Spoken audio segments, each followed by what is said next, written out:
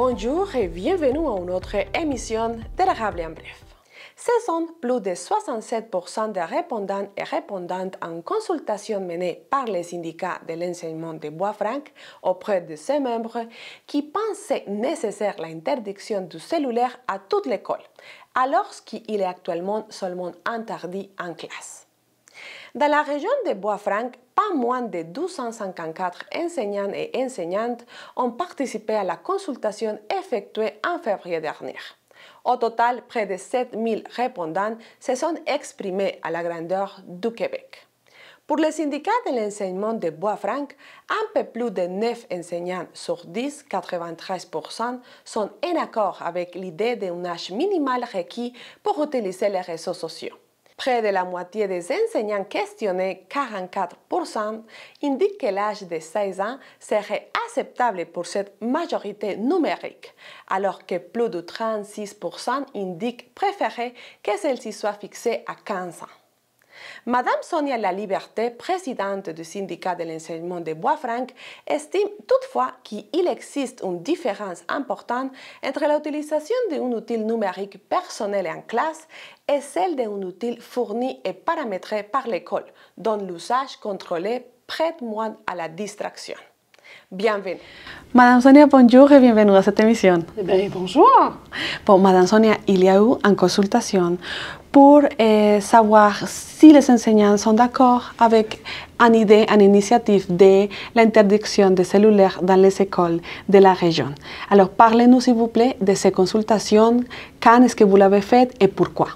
Alors, oui, on a fait une consultation au niveau national. Ce n'est pas seulement ici le syndicat d'enseignement des Bois-Francs. Donc, il y a 7000 enseignantes et enseignants qui ont répondu à la consultation organisée par la FSE à cet hiver.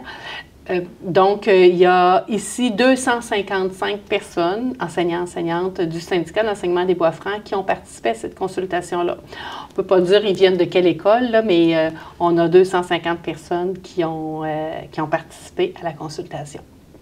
Au niveau des résultats, principalement, il y avait une question qui portait sur l'interdiction du cellulaire à l'école. Vous savez, il y a déjà une directive ministérielle qui interdit le cellulaire en classe. C'est assez récent, sauf pour des fins pédagogiques, mais il y a quand même, la Fédération des syndicats de l'enseignement a voulu avoir l'opinion des enseignants par rapport à l'interdiction du cellulaire à l'école.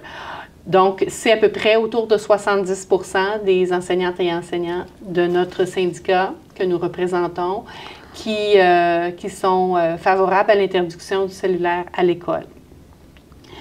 On a aussi questionné les enseignants sur la possibilité d'avoir une majorité numérique, donc avoir un certain âge avant de pouvoir, par exemple, accéder aux réseaux sociaux. Et il y a quand même la moitié des enseignants là, qui étaient favorables à une majorité numérique à l'âge de 16 ans, puis à peu près le tiers à l'âge de 15 ans. Donc, 15-16 ans, là, on a vraiment plusieurs enseignants qui seraient en faveur d'une telle directive. Et pourquoi est-ce que les enseignants, en général, pensent que c'est important d'interdire les cellulaires? Quels sont, pour eux, les problèmes qu'il y a de ces... Bien, avant d'aller pourquoi c'est important de l'interdire, il faut savoir que c'est quand même, on en ressort des éléments positifs, des avantages dans les classes. Parce que quand c'est bien encadré, il y a vraiment des points positifs à avoir le cellulaire. Pas nécessairement le cellulaire en classe, mais les écrans, parce qu'on a aussi sondé sur l'utilisation des écrans. Donc, puis quand on parle d'écran, on parle de tout. On parle de la tablette, on parle de la télévision, on parle du tableau interactif, tout ça. Et bien sûr, l'accès à Internet offre aux enseignants une vaste panoplie de ressources pédagogiques. Et il y a quand même des atouts parce que parfois sur certaines plateformes, on peut respecter le rythme d'apprentissage des élèves, aller un peu plus vite, un peu moins vite, cibler la progression des élèves aussi, puis alors à ce moment-là, leur proposer des activités qui sont soit reliées à leurs forces ou à leurs défis pour être capable d'aller selon leurs propres besoins. C'est aussi utile, les cellulaires ou les écrans, pour les élèves qui ont de la difficulté, les élèves en difficulté d'adaptation, d'apprentissage, par exemple, qui ont besoin pour faire leurs tâches, d'un portable, par exemple, d'un ordinateur portable, qui va leur permettre de faire une tâche qui n'aurait pas été possible de faire autrement. Donc, en partant, il faut savoir, puis il faut être capable aussi de laisser ce jugement-là professionnel aux enseignants, de dire, bien, ça a du positif aussi. Non seulement ça a du positif sur l'enseignement, mais dans la société en général, les jeunes d'aujourd'hui, encore plus que nous, auront à travailler avec les outils technologiques. Donc, il faut développer cette compétence numérique-là, apprendre à naviguer sur Internet, apprendre à questionner les sources d'information, la crédibilité des sources d'information. Alors, tout ça, ça s'apprend. Si on veut apprendre le numérique, il faut utiliser le numérique. Là où il y a des dérives, c'est quand c'est pas bien encadré. Puis quand je parle de quand c'est pas bien encadré, quand chacun a son propre cellulaire, c'est pas les outils technologiques de l'école qui sont bien paramétrés, là, il y a beaucoup de distractions. Seulement de l'avoir, c'est prouvé, là, c'est de l'avoir sur le coin de son bureau, puis d'avoir une notification, d'avoir une tentation d'aller sur un jeu en ligne, par exemple, ou d'aller sur les réseaux sociaux. Ça occasionne beaucoup de distractions et on voit là, une baisse de concentration, d'attention, qui par la suite, il y a tout cet aspect-là de décrochage sur tout le reste qui se passe au niveau de la classe. C'est sûr qu'on a aussi tous les enjeux de plagiat, parce que c'est facile de transmettre des copies de travaux, tout ça, c'est aussi un enjeu qui amène les enseignants à dire, on devrait se limiter puis encadrer les choses. Il y a la protection des données confidentielles aussi, parce que les jeunes d'aujourd'hui transmettent beaucoup. Il faut faire attention, transmettre des informations confidentielles. Ça fait que c'est aussi un enjeu. Mais surtout, ça a un effet néfaste sur la santé. Là, quand on utilise à outrance du temps d'écran, c'est prouvé qu'il y a, au niveau physique, des fois des troubles de vision, on a des maux de tête, des troubles de la posture, mais on a aussi, ça a un impact sur la santé mentale avec l'augmentation de l'anxiété, l'augmentation du stress. Et ça crée de l'isolement social. Puis je vous dirais, là, quand on essaie de... Quand on pense que ce serait bien de limiter le téléphone dans l'école, c'est vraiment ça qui vient faire... qui vient préoccuper les enseignants. C'est qu'on a juste à se promener dans un vestiaire ou dans une salle de regroupement au secondaire pour s'apercevoir que les jeunes, ils sont sur leur téléphone, puis il n'y a pas beaucoup d'interaction entre eux. En tout cas, il y en a moins. Et ça, c'est préoccupant. Donc, ça fait partie, pour les personnes qui sont en faveur d'une règle ou d'une diminution du téléphone, de l'utilisation du téléphone cellulaire, ça fait partie de leurs arguments. Et au niveau des enseignants, justement, qu'est-ce qu'ils disent? Est-ce que c'est plus difficile maintenant de donner un cours, de faire concentrer les élèves, justement, à cause des téléphones, même s'ils sont interdits dans la classe?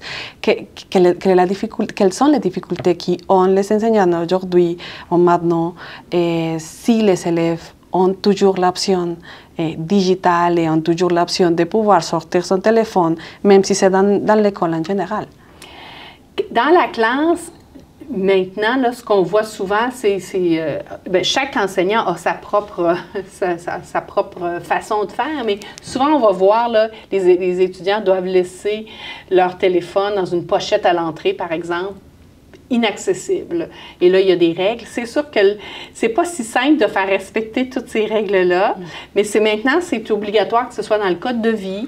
Donc, il est supposé avoir des conséquences et tout ça. Par contre, le positif, c'est que la mission de l'École québécoise, c'est pas seulement d'instruire, c'est pas seulement d'éduquer, mais c'est aussi d'apprendre à socialiser. Et ça, pour un enseignant, c'est important de répondre à que l'école puisse répondre à ces 3 missions-là. Donc, ça va permettre une meilleure socialisation et c'est sûr que ça transparaît là, dans la classe quand on arrive pour faire des apprentissages en équipe, par exemple. Y es que quand vous avez fait la consultation, vous avez parlé justement de si les enseignants ont la suffisante autorité pour faire respecter ces mesures ou ces initiatives d'interdire les cellulaires dans les écoles, ou comment ça marcherait si vous le faites? D'abord, cet enjeu-là, c'est plus grand que l'école. C'est un enjeu de société. Puis, il va falloir que tout le monde s'implique. Les parents, les partenaires, les enseignants. Et nous, on demande quand même qu'il y ait une réflexion beaucoup plus large que seulement l'école. Par contre, il n'y a pas de directive actuellement du ministre qui dit ça, mais il y a quand même un pouvoir collectif que l'équipe peut se donner. Pas seulement l'équipe d'enseignants, l'équipe au complet de personnel, la direction, ça passe par le conseil d'établissement et il y a ce pouvoir-là. D'ailleurs, on a une école cette année, pour l'an prochain, qui a fait ce choix-là. Donc, c'est vraiment l'autonomie. Puis actuellement, c'est là où on se place parce que comme il n'y a pas nécessairement d'autres règles, il faut pouvoir laisser la place à l'autonomie des équipes. Donc, il y a une équipe école, c'est l'équipe de l'école secondaire Monique Proulx à Warwick, qui ont décidé, eux, que l'an prochain, ils interdiront dans l'école le cellulaire. Maintenant, là, je ne suis pas au fait de comment ils vont appliquer ça à chacune des journées. Mais quand on se donne des règles, puis qu'on a du soutien de la direction, tout le monde travaille dans le même sens, puis on sait quelles sont les conséquences, habituellement, on arrive à faire respecter ce genre de directives-là. Et par rapport aux parents, qu'est-ce que vous pensez? Parce qu'on est dans l'ère de la technologie, justement, et on dit il faut me communiquer avec mon enfant. Quelle est la proposition que vous faites aux parents, mais aussi à la société en général, pour pouvoir mettre en place cette initiative d'interdire les cellulaires?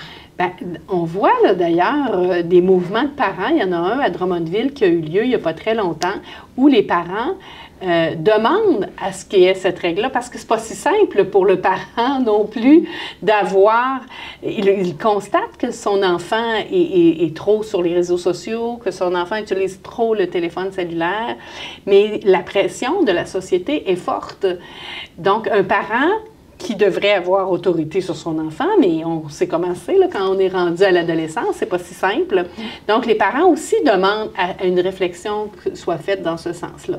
Maintenant, les parents individuellement, hein, ça arrive souvent qu'ils disent, bien, je dois pouvoir communiquer avec mon enfant si j'ai besoin, mais c'est possible de communiquer avec notre enfant en cas d'urgence, par exemple, en appelant au secrétariat, c'est possible, et ils vont faire le message comme avant. Comme avant. Oui. Mais on n'aura pas la proposition du souper, par exemple. Là, c'est pas, okay. On n'aura pas ça. Mais c'est possible de le faire. C'est juste qu'il faut prendre position. Et qu'est-ce que vous allez faire justement avec les résultats? Est-ce que vous pensez de justement faire une proposition d'une loi? Comment ça marche justement pour que ces consultations aient un impact au niveau des écoles et de l'interdiction vraie?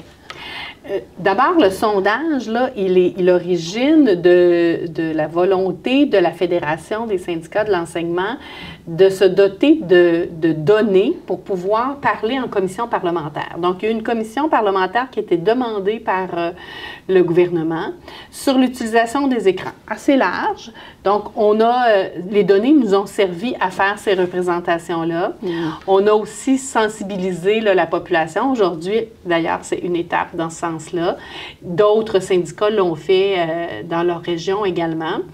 Puis, par la suite, bien là, on va voir là, où ça peut aller parce que les résultats de la commission parlementaire sortiront en mai pour voir est-ce que là, il y aura des directives spéciales, est-ce qu'il y aura des différentes façons de travailler.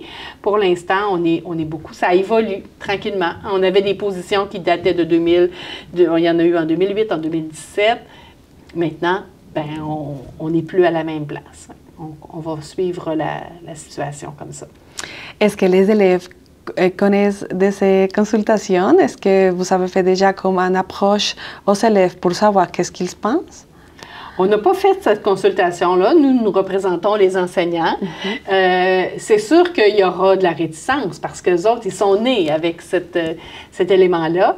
Puis on arrive avec des adultes qui leur disent un peu qu'ils savent, eux, ce qui est bon pour eux autres. Mais c'est un peu ça, le but de la société. Puis notre objectif, c'est de faire profiter de notre expérience. Puis on le sait que si on ferme les cellulaires, bien, il va y arriver des choses humaines possibles.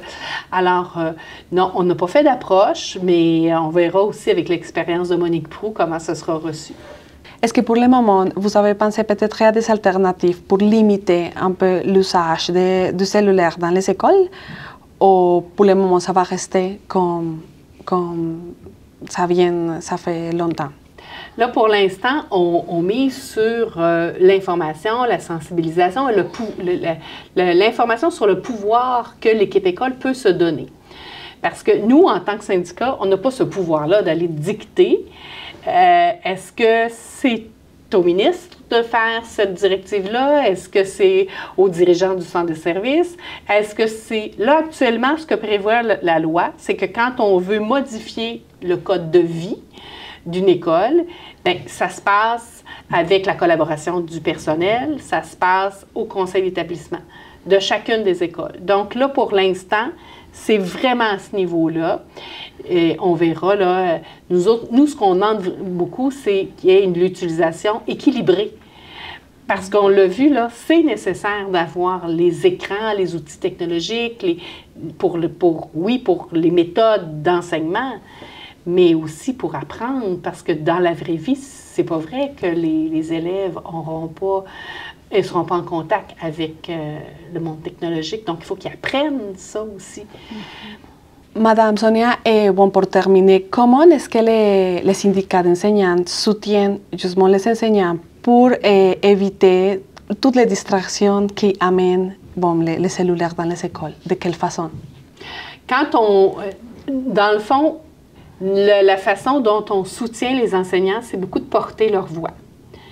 Donc, le sondage, les prises de parole, les représentations politiques, tant au niveau du centre de service qu'au niveau du gouvernement. Ça, c'est la façon dont on porte leur voix. Maintenant, s'il y a des problématiques particulières, bien là, on va répondre à leurs questions, on va les orienter aussi, on va les accompagner dans ce sens-là quand il y a des problématiques, plutôt sur la dérive, parce que quand ça va bien, là, et on n'a pas besoin de les soutenir, parce qu'il y a des choses positives qui se font, mais quand il y a atteinte à la vie privée, par exemple, quand il y a une problématique plus grande, bien, on va les soutenir dans ce sens-là, en les orientant dans les bonnes ressources. Parfait. Bon, on va être au courant de ce qui se passe justement en mai avec tous la consultation, les résultats, tout ça. Mais merci beaucoup, Madame Sonia, pour toute l'information. Je vous remercie beaucoup. Au revoir.